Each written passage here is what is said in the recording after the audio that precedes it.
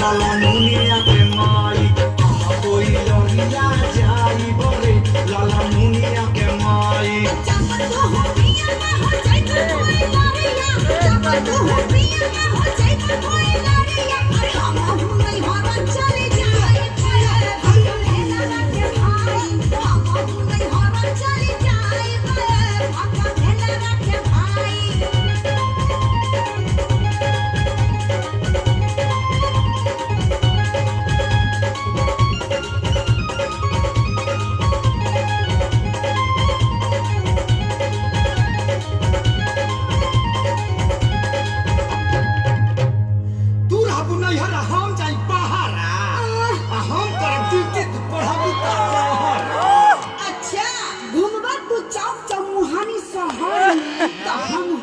छिपी खेलब उखिया रहर में चीज में हमार मजा दोसर के लूटी